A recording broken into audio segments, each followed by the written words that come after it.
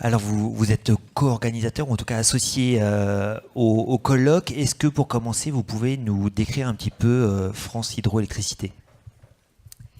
Oui, bien. Bonjour à tous. Merci de me donner la parole. Et voilà, donc France Hydroélectricité est un syndicat professionnel qui rassemble des acteurs de la petite hydroélectricité. Nous fédérons plus de 630 centrales hydroélectriques de un peu moins de 100 kilowatts à plus de 10 mégawatts.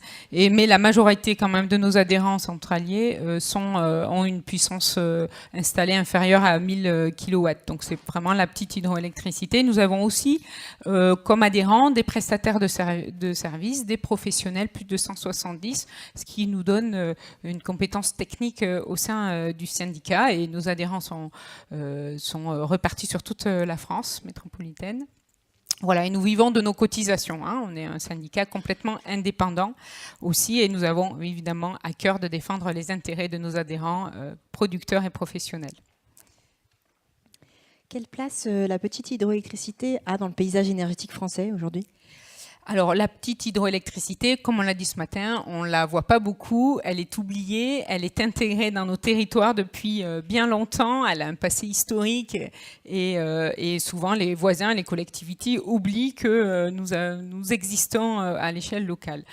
Bon, on a des atouts qu'il faut rappeler, que ce soit la grande ou la petite hydro, on peut se décliner au niveau local. Donc, pour le système électrique, la petite hydroélectricité contribue aussi à la stabilité du réseau.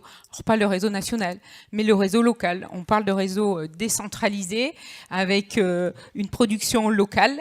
Et donc, pour éviter des pertes d'énergie, de transformation, de transport, la petite hydroélectricité qui est déjà au cœur des territoires, souvent ruraux ou montagnards, contribue à générer un soutien pour la tension et pour la fréquence du réseau. D'ailleurs, pour nous, producteurs qui sommes petits producteurs qui sommes raccordés en général au réseau de distribution Enedis, on est souvent non marginal et donc on a des contraintes d'exploitation strictes. Alors, je reviendrai un petit peu sur notre capacité à nous moderniser, à nous réinventer perpétuellement. On a plus de 120 ou 130 ans d'existence quand même. On était à l'initiative des réseaux de distribution. Mon arrière-grand-père contribuait à développer un réseau. Et donc, on a dû effectivement, face aux différents bouleversements des dizaines d'années passées, se mettre à la page. Donc, on est moderne, on n'est pas rétrograde, on a su faire évoluer nos équipements et encore plus dernièrement avec l'évolution de l'ouverture du marché de l'énergie, avec des contraintes de production beaucoup plus ciblées, et on parle souvent du code RFG, du code réseau, qui nous impose aussi une technicité de pointe, même pour nos plus petites installations. Et puis évidemment, des modes de financement ou des modes de vente de l'énergie aussi qui ont évolué, qui nous obligent aussi à nous remettre en cause et à nous adapter. Donc on est dans une volonté de faire toujours mieux et de faire adapter à notre époque. Voilà. Un autre point, peut-être, si vous me permettez. Donc là, j'ai parlé de la petite hydro et le système électrique. Je peux parler aussi de la petite hydro dans la lutte contre le changement climatique. On ne fait pas toujours le parallèle. Bon, évidemment, on produit une énergie propre. On produit une énergie qui n'émet pas de gaz à effet de serre. On ne consomme pas d'eau, c'est important de le redire, on restitue toute l'eau, et donc même s'il va y avoir des tensions en termes d'eau, nous on ne la consomme pas, donc on va la restituer, elle pourra être utilisée pour d'autres usages. Donc on le rappelle. On estime maintenant aussi qu'on favorise aussi la protection de l'environnement. On peut même l'enrichir par la diversité des habitats qu'on propose. Et un exemple, là, vous avez on la protège aussi parce qu'avec les sécheresses, par exemple, actuelles, nos biefs, nos canaux, sont des zones de refuge et de repos pour les poissons. Et donc ça, il faut qu'on en parle. Il faut aussi qu'on voit l'hydroélectricité et la petite hydroélectricité comme un facteur positif positif pour la biodiversité. On fait des tas d'actions aussi pour l'entretien des berges, la préservation de nos terrains, de notre patrimoine. Donc voilà, il faut peut-être changer un petit peu l'idée. Et puis le troisième point sur lequel je voulais revenir, c'est l'atout effectivement que représente la petite hydroélectricité et l'hydroélectricité en général. On en a parlé ce matin effectivement, mais je vais peut-être le redire. C'est des emplois locaux non délocalisables, c'est tout un réseau de savoir-faire et d'entreprises locales, une économie de circuit court. On fait appel à des gens de terrain qui peuvent avoir une haute technicité et on contribue à la dynamique du territoire. On a des liens très privilégiés avec nos voisins, les collectivités locales et les usagers, quels qu'ils soient. Et donc, on vit dans notre environnement, et je reprendrai quand même les propos d'Elisabeth Ayrault. Effectivement, on est dans notre environnement et on a à cœur de continuer à produire dans ces conditions-là. Voilà. Alors, une énergie moderne, décentralisée. Quel avenir vous voyez pour cette énergie? Quelle espérance vous avez pour son développement? Alors, on est un peu inquiet, c'est vrai. Ça a été dit aussi ce matin. On voit un recul de nos capacités de production dans l'existant.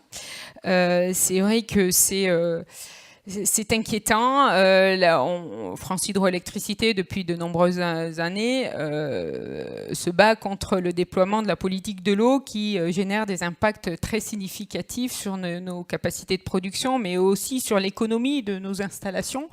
C'est des aménagements qui nous sont imposés, qui vont parfois au-delà de la réglementation ou qui ne correspondent pas forcément à l'enjeu environnemental du cours d'eau et qui créent des grosses difficultés pour certains de nos adhérents et des producteurs en général. Donc c'est important de le dire, alors que on en a parlé ce matin aussi, en Norvège, ils essaient d'optimiser, c'est-à-dire faire mieux vis-à-vis de l'environnement, mais faire aussi plus d'énergie hydroélectrique.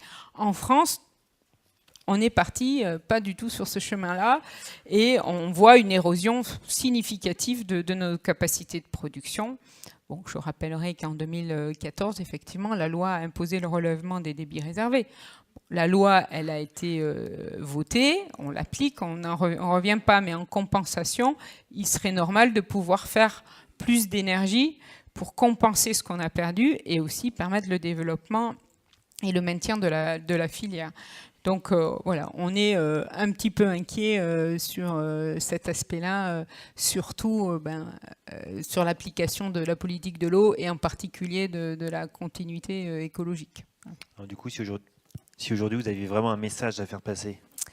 Alors, mon message, c'est un petit peu de dire que on est des gens volontaires. Alors ce matin, j'ai été aussi très agréablement surprise et puis ça me regonfle et je pense que mes collègues producteurs qui étaient dans la salle l'ont senti aussi.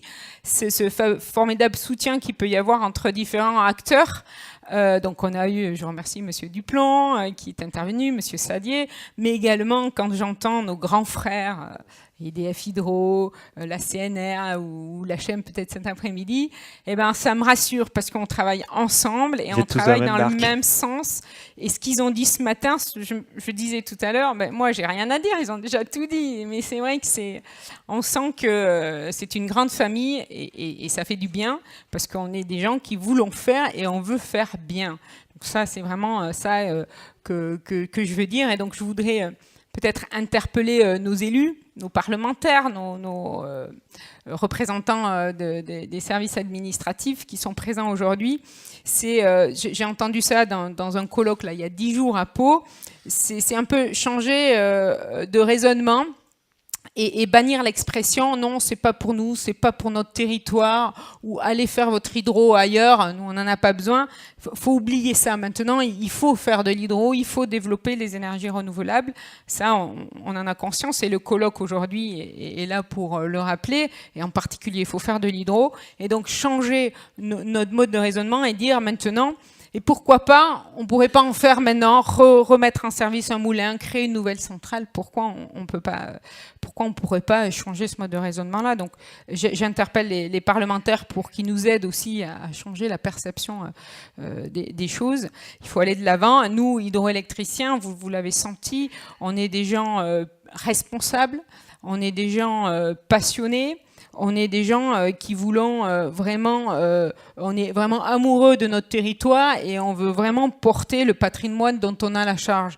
Donc on veut le faire, je l'aurais dit, et on veut le faire bien, et on a des professionnels avec nous qui sont investis et puis qui sont très innovants et qui nous accompagnent dans nos projets de réhabilitation, de modernisation, de centrales neuves. Donc on est vraiment une équipe, hein, et on sait faire avec notre temps, on sait faire pour maintenant, on sait faire aussi pour l'avenir, parce que ce qu'on investit maintenant, on le projette sur l'avenir, donc c'est un gage aussi de sécurité, de sérieux.